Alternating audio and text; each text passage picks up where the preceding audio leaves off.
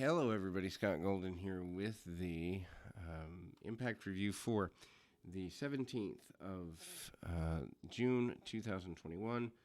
Not a bad show, not a great show, just a show. But I mean, that's basically what Impact is nowadays with the AEW underlying story. Their own storylines fall to the wayside, except when the AEW talent is involved in the process to a degree. Now, not everyone's going to feel that way, but looking at the booking and looking at the way things play out, that's what it feels like from someone who's been around this for 32 years as a fan, 12 years in the business itself. So anyway, I mean, the shows kind of feel flat too in between the pay-per-views in the sense of they just came off the Against All Odds thing. Now they've got to build again, and they don't have as strong a talent depth to build with. BTI pre-show match, Daivari defeats Jake something. Recap from the Kenny Omega Don Callis segment begins the show. A recap shows Against All Odds main event against Omega with Omega and Moose. Moose is badgering Scott D'Amore, demanding a rematch against Omega after Young Bucks interfered at Against All Odds. Then we go to the first match of the actual broadcast, TJP defeating Black Taurus.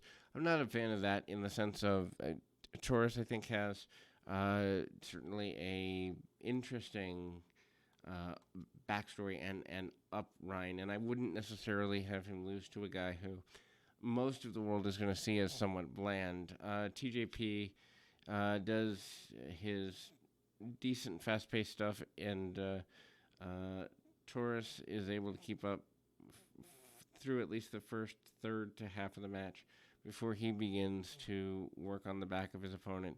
Taurus has some offense, and TJP turned the momentum, and he nailed his tornado DDT, and then goes for the frog splash and gets the win. Moose basically hijacks the show. He comes out, attacks TJP after the match, and gets Scott D'Amore in the ring with him. Sabin makes his return after Moose's attack from a few weeks ago. Sabin sends Moose to the back with a top rope drop kick, and he also offers to have a Moose against him, and Moose doesn't seem impressed with this. We go to Sabin challenging Moose to a match at Slammiversary, which is their upcoming pay-per-view, and I believe the end of this month, maybe it's July.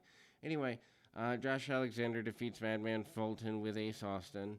Again, not a fan of this in the sense that Fulton is a guy they could be building around, but instead they're feeding him to a guy like Josh Alexander, who I think has gone about as far as he's going to go. Fulton manhandles Alexander during the early part of the match, tosses him around like it's no challenge at all. Alexander tries to dodge, and he doesn't have much with a hit and move. Broadcast returns to the show after commercial, and Fulton goes after him with a bunch of hammer fists, continuing to dominate. Austin gets involved in the match a few times while the referee is distracted. Alexander gets some momentum to his side, and then he drags Fulton onto his head with a delayed vertical suplex. Alexander ends up hitting a pile driver on Fulton for the win. Post-match, Austin jumps Alexander. Petey Williams comes out to the ring and gets involved, and then gets hit with a Canadian Destroyer. Rohit Raju comes out and stops this. Trey Miguel makes an appearance as well. Just feels like a smudge for the sake of a smudge.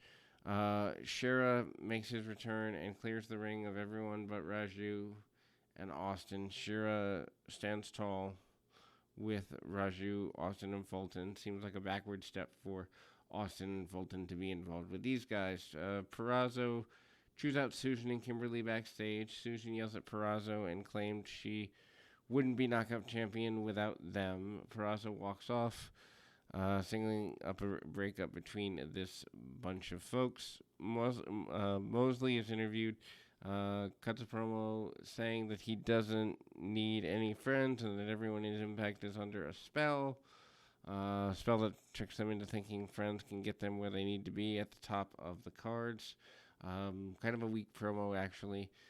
Steve McLean, he has a decent enough entrance, comes to the ring wearing a trench coat and has a decent theme song. This is his Impact debut. He defeats Jason Page. Pages seem to be a common last name in wrestling these days. Match is a complete squash. McLean then runs over Page, hits a shotgun elbow within the first few seconds. Page gets minor offense in, but never really has a chance. And McLean wins with a Falcon Arrow. Jordana Grace and Rachel Ellering continue their drama backstage. John Callis is interviewed and compared his relationship with D'Amore to siblings. Siblings fight sometimes. He says he claims D'Amore is too nice and said that he cares about the talent too much. He also claimed that he wasn't afraid of the Anthem rep coming to Impact tonight. Why are reps of a company coming to a television show? I hate that type of stuff. Anyway, Tenille Dashwood with Caleb with a K defeating Rachel Ellering. Grace is not at a ringside to support Ellering. Basic match. Ellering works on Dashwood's arm for the first half of the contest. Dashwood tries to get back into the match. Ellering finds a way to stop momentum. Things continue to swing back and forth. Both women spend some time out of the ring, which results in Ellering being thrown into the steel guardrails. Both competitors are back in, and the match picks up. Dashwood slaps Ellering, which sends her into a blind rage and causes a distraction, allowing Dashwood to roll up, pin for victory. And then TJP and Falaba are seen knocking on Scott D'Amore's door.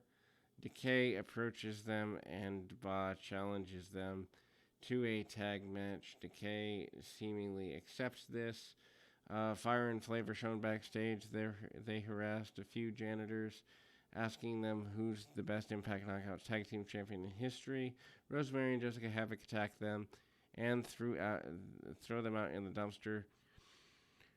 Tasha Steeles pulls the trash bag out of the dumpster, and the name Mickey is taped on the side, so I assume that means Mickey James is coming, and the insider trash bag reference makes sense as well. Kojima with Eddie Edwards defeats Rhino with Violent by Design. If Kojima wins, he'll earn himself and Eddie Edwards Tag Team Championship match. Interesting team there. Kojima and Rhino do pretty well early on. Lots of striking and forearms here. Kojima laces stuff in well. Match is a methodically paced affair, and Kojima hits a lariat as part of a comeback, follows with a cutter. Edwards rallies his friend and soon-to-be partner, and Rhino got hit with a crazy lariat for a 3 count and a win. So there's the challenge, as it were. Sami Callihan speaks. Callihan is surrounded by a bunch of security guards. D'Amore comes to the ring. D'Amore tells Callihan to calm down, and he resolve the issue that are presented.